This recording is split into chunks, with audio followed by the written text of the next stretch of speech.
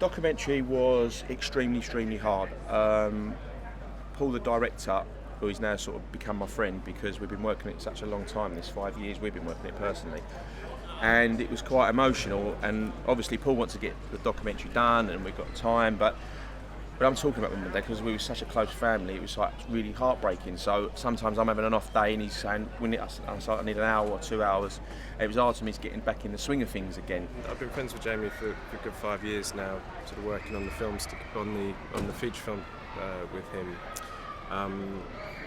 But when I decided to do the documentary, I don't think we could have done it if he and I hadn't been friends. Because one of the key things I wanted to get across was an emotional connection between the audience and Jamie.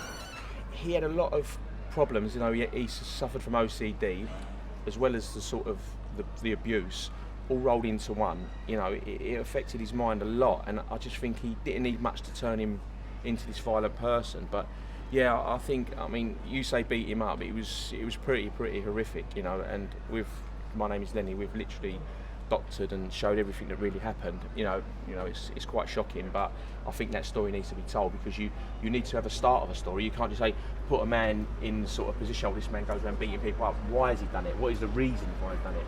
Yeah, I think suffering such traumatic physical abuse as a child, did result in I think the manifestation of an obsessive compulsive disorder. There's a lot of traits of it. I'm not a psychologist, but to me that was what was interesting, that his use of violence was a way of managing his OCD. Do you think he would always have been a fighter, even if he hadn't been abused as a kid?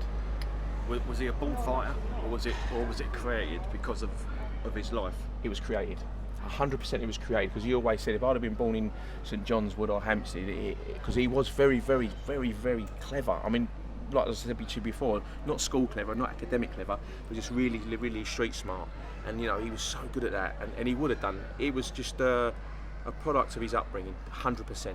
If the audience can connect with Jamie, there's a whole new layer there, rather than just learning the life story of Lenny. It's about the legacy of Lenny, and as Jamie says in the documentary, you know, who pays for the sins of the father. So I thought that was a very interesting question to pose and explore, and to explore within the documentary. The documentary, you know, we released a trailer last week. This just shows you the draw this man has.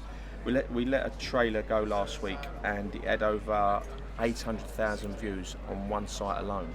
800,000. I mean, some films don't even get that, you know. And people say, what is the draw of him? And like you said, you know, he was a working class man who just tried to fight at the East End, and that's sort of his story, really, you know, and just trying to diverse other things in with it.